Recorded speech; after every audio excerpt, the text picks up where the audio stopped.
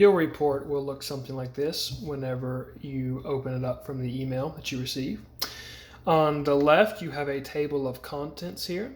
You can quickly scroll to the areas that you're most interested in. Let's say you wanted to check out the electrical section of the inspection report. You just scroll down here to the electrical, click on that, and the report will scroll you down to the electrical section. Let's say you wanted to check out the garage, click on garage at the very bottom, and it'll take you there, or whatever else that you're interested in.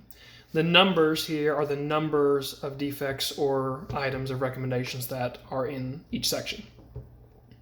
So let's go back up to the top. There are 3 categories of findings and or defects. One second, there we go. The first one, the blue circle there, is maintenance and previous repairs. That can be something as simple as having greenery, vines, vegetation on the side of the home that should be cleared out to prevent insects coming in. Or previous repair, maybe there was a patchwork down on the roof. The orange ones are recommendations on things that should be corrected. So for example, in this home that I inspected, the garage door did not operate. So I recommended that they have a professional garage contractor fix it. And then lastly, safety hazards. And these are things that may potentially, obviously, be safety hazards. Very simple.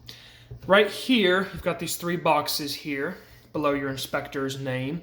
The full report is what is loaded by default. It's just the entire report, informative comments and defects. The summary is only recommendations and safety hazards. It removes all of the information stuff, like your electrical amperage and the type of shingles you have. It removes all that, just displays the recommendations and safety hazards, and removes the maintenance and previous repairs defects as well.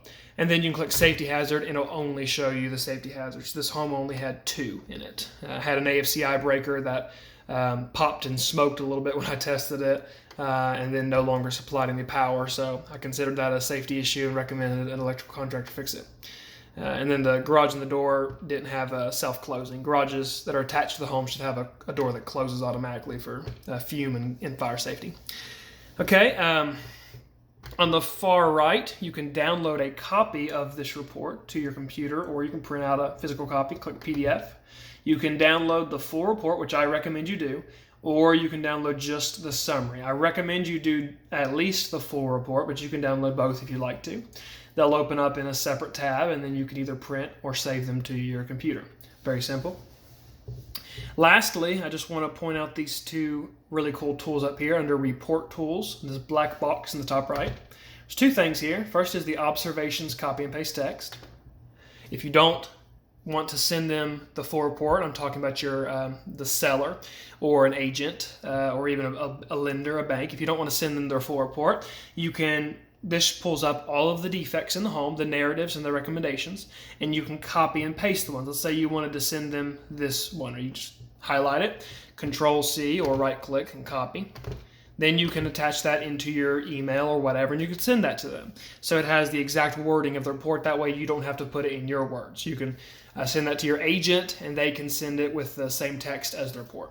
Or you can just select them all right here and send them basically the entire report, but it's only defects. Doesn't include any of the extra stuff like the informative stuff. And then lastly, the other report tools, which is very cool, is the Repair Request Builder. So I've already done this, but when this is opened up, it basically has all the defects, and you can go through and check certain things if you want something to be repaired by the seller prior to closing, or if you want a credit off the home. Let's look at this one. So this door, this was an exterior door. The bottom lock was broken. It had tape over it. It did not lock. It did have a deadbolt above it, but this one did not work. So let's say that you, as the buyer, you say, well, I want that fixed. I want all my exterior doors to have good locks. Simply click on this check mark and click on this comment on the right side. You can type whatever you want here. You can say, please fix this. Or you can just click this wrench on the right, and it'll say repair requested. You can also click on this these little arrows. It'll say replacement requested. So Sometimes when doors don't lock properly, it's the latch plate that just needs to be adjusted. That would be a repair. But in this case, it was most likely the actual doorknob is broken and should be replaced completely.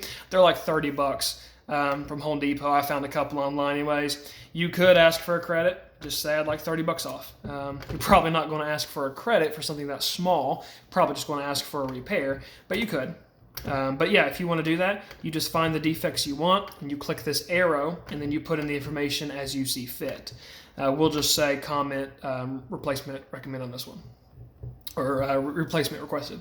The only other one I selected here, I believe, was the garage. The garage door did not operate in this home.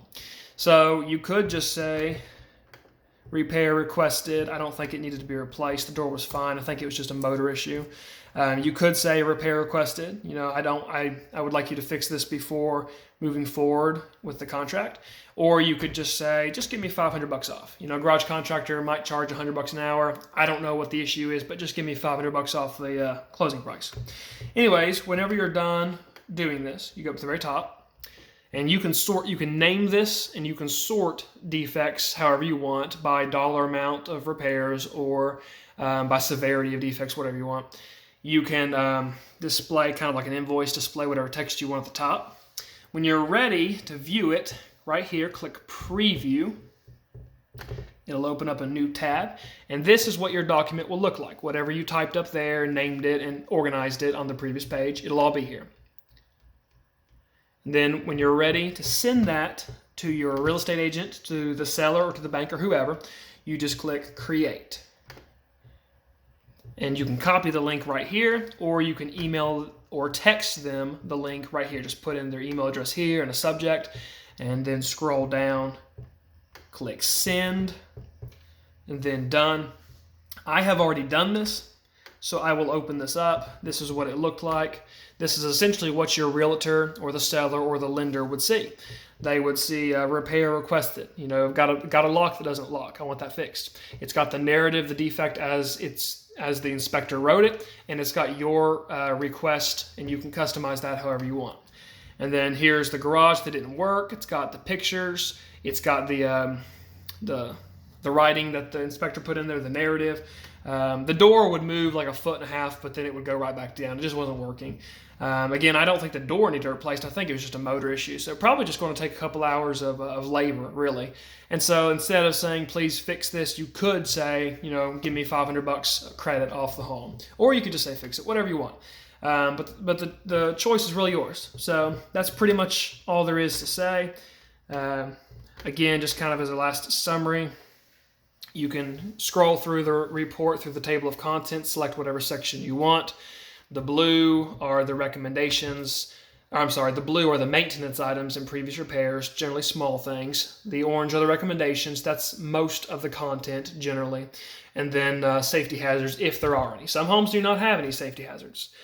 Pretty much every home has at least some maintenance and recommendations, even new construction. This was a new construction, but this home was looking really good overall.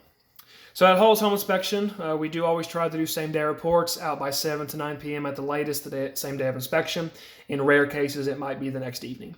If you have any questions, comments, please don't hesitate to call, text, or email us anytime. Our email is chrishall@hallsinspection.com, and our number is 304-544-4762. Thank you.